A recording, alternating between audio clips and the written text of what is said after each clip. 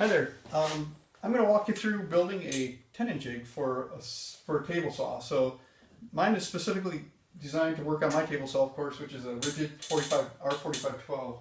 And the main piece that it relies on is the fence, which is actually kind of slick because this jig will actually take advantage of one of should be the most accurate parts of your saw, which is your fence.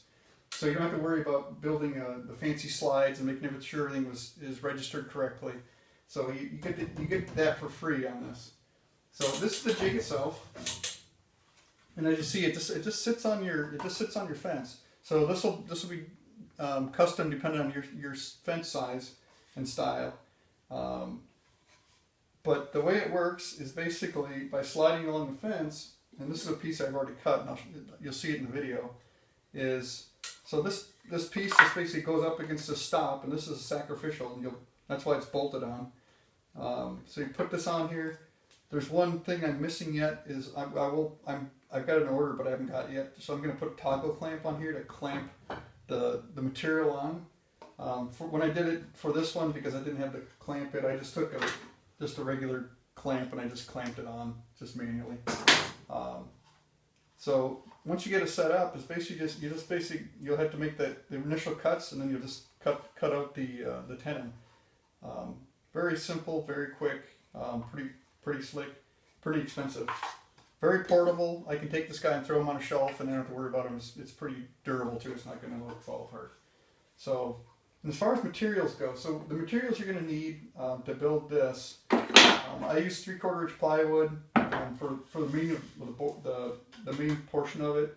I had some 2x wood that I had, and I kind of had it planted and cut it down to size for some other things for the stop. Also for this side over here. A couple bolts. I had some 1/4-20s in here you'll need because you're going to want to take this piece on and off because you're going to replace this every once in a while.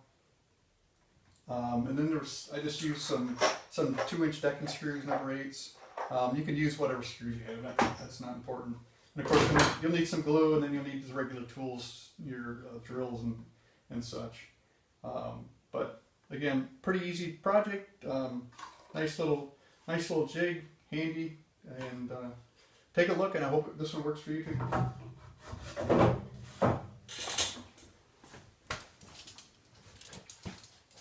So this will be the main piece of the tenon jig. So I've got it already ripped down. It's basically 10 inches wide. And my height, I chose 10 inches as the height. So I basically already marked this out. So I'll be cutting this down. On the opposite side, I'm going to put a dado in here, and that dado will be set at the height of the same height as the fence. So I'll just use the fence as my guide to make sure I get that right. You got to make sure, because the key on this is making sure you can get this all squared up, because it's going to be critical that when you're guiding your piece through, that this be squared to your fence and to your table. So I'm just using my fence to set the height, and I'll mark this off. So I'm basically marking where I'm going to be cutting the dado in.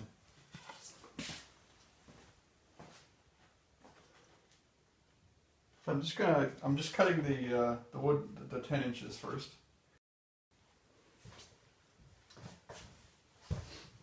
Okay, so I'm getting ready to set to cut the dado into the back side of this piece. So I've got my blade set for about a 1/4 inch depth, and I've already marked this off, so it's basically cutting at the same height as my fence.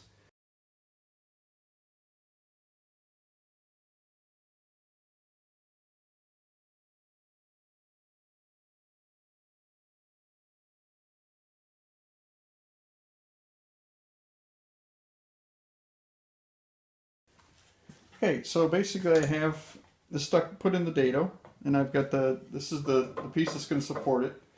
So instead of trying to just measure and get everything right, I got to set it in place. The easiest thing to do is put it where it's actually going to be. Get it tight, and let's just mark it, and then we'll just cut this piece off. Okay, so for the back support, I'm going to use just a piece of 2x4 I have later on. But I'm going to clean it up with my planer, take a little bit of the thickness off and get a nice clean cut. And then I'm going to run it through my table saw to clean up the other edges.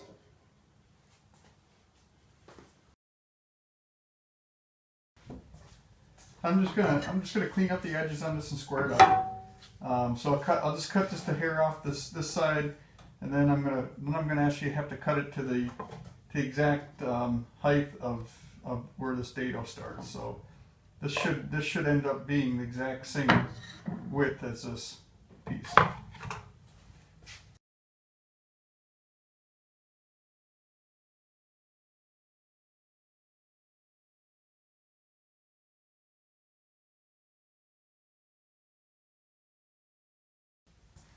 Okay, so I've got it all marked up. So I'm just going to set the fence, and we'll rip this guy down.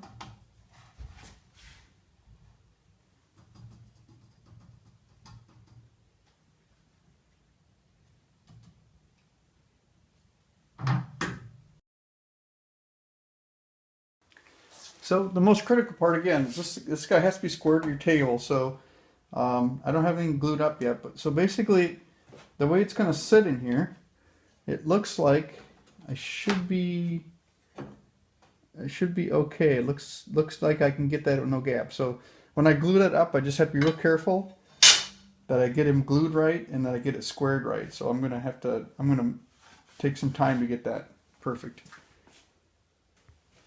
So I'm gonna glue this guy up. So basically I get this set up and I'll kind of clamp it in place once I get it glued. But again, critical that these pieces be perpendicular to each other. So.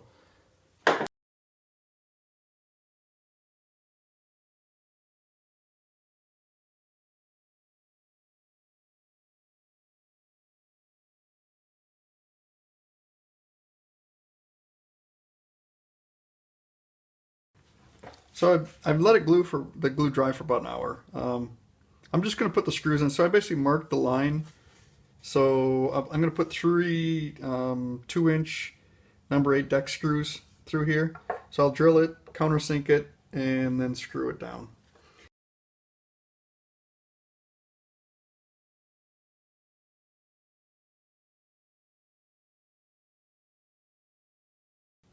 So just to show the squareness, so basically now I put it up there, I got a light behind it just to show. So there's basically no light peeking through, so it's basically perfectly square. Okay, so what I found is I have just a slight problem with this, and it is not on the top. You can see if it's maybe hard to see, but it's not perfectly square with the tabletop. So the issue is either I have to make this guy a little taller, which is hard to add material on, or what I'm gonna do is I'm gonna run him through my jointer and this plywood piece, and I'm gonna just take off just a hair. It's just really slight until I get that perfectly squared in. So I'm gonna just take out again. I had the set just to take off like maybe like a 64th of an inch.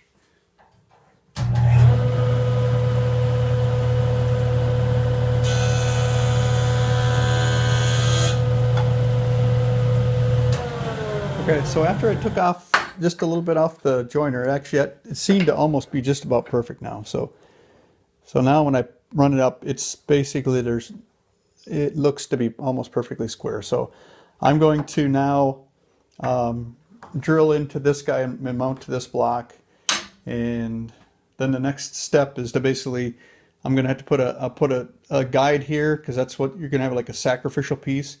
And you're going to want to put that through with using some bolts or something you can take on and off, because you're going to replace that every once in a while. Okay, so I'm planning on just clamping this, and I'm going to screw it together. But when I clamp it, it's going to get really tight. I'm not sure how much room to leave. So I basically I'm going to use some shims. Basically, these are just some samples from aluminum siding that I had around. So these I measured the micrometer, they're 20 thousandths each. So I'm just going to shim this out from both ends at 20 thou, just to make sure it has enough room to breathe, because you really don't want, when you're sliding this, you don't want it to be super, super tight. You need a little bit of play in there, but not very much. So I'm just going to give it 20 thousandths, and I'm going to clamp these down, and then we'll put the screws to her.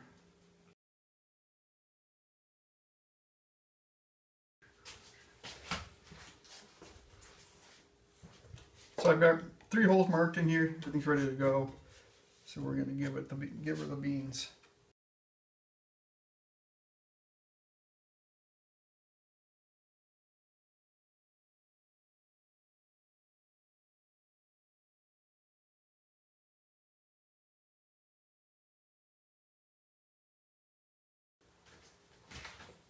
Okay, so I removed the shims, but it's still too tight. I mean, it'll slide, but it's really too tight because you're gonna want to move this back and forth. So I guess what I'm gonna do is I'm gonna take these screws out again. I'll run this through my planer and just take off just a hair. Fortunately, I left my planer set at the same width as this, so I know exactly where this is set. So I'm just gonna slowly dial that down and just take off, you know, just a little bit off of this, and then put it back on and try it. Okay, so fortunately I had this set already, so I've got the side mark that I'm gonna take off.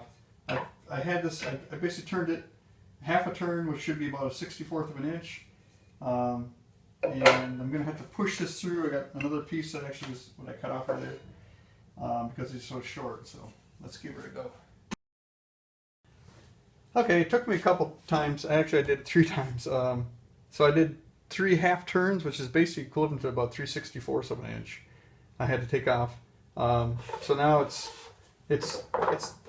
good enough, but it has to have some sliding in it. So the last 64th was enough to give it just enough play, I think, so it'll actually slide in there pretty nicely. So everything looks good now. So again, the next stage is I got to put a cleat on the side of it, so I'm going to attach this cleat on the side. So basically it'll mount on here. I've already marked. So basically I'm going to bolt this through. So I'm going to drill some 1/4 inch holes. I got a quarter by 20 bolt.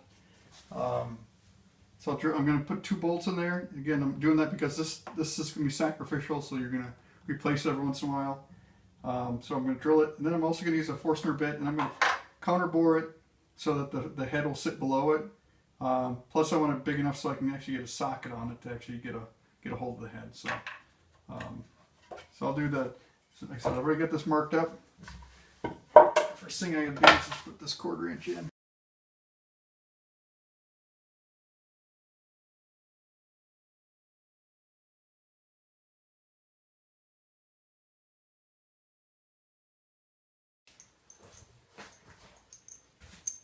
Okay, so I basically just drilled the hole through. I set this up, got it squared. So I'm gonna put one through first.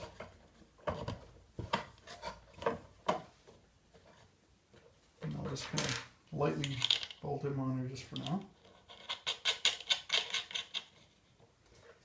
And then I'm going to re-square him to make sure he's kosher.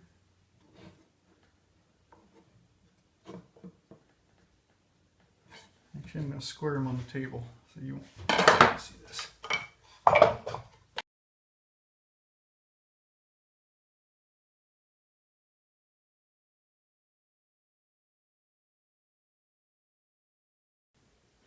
So I'm gonna do a sample. I'm just gonna cut I'm cutting this one kind of deep, so just so it's easier to see on the camera. But so basically, I marked it all the way around at 1 inch. So that'll be the length of my tenon.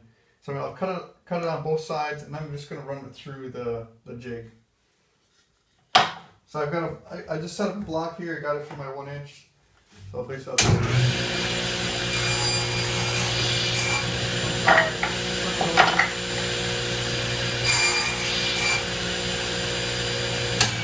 now I've got the cut through here. Again, this is going to be really thin. I wouldn't normally do this, but just makes it easier to see on the jig. So now that I'm done with that, so now we'll pull the tenon jig over. So the way this will, so I want to set the blade height to just above the cut, which is right there. And then I'll take them, I'll clamp them back in.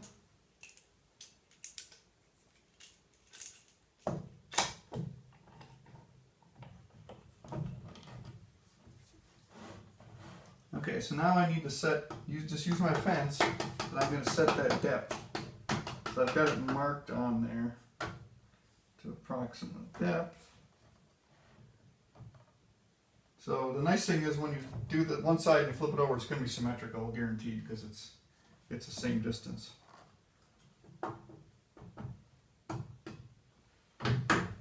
that looks pretty good. So I'll cut this side and I'll flip it over to the other.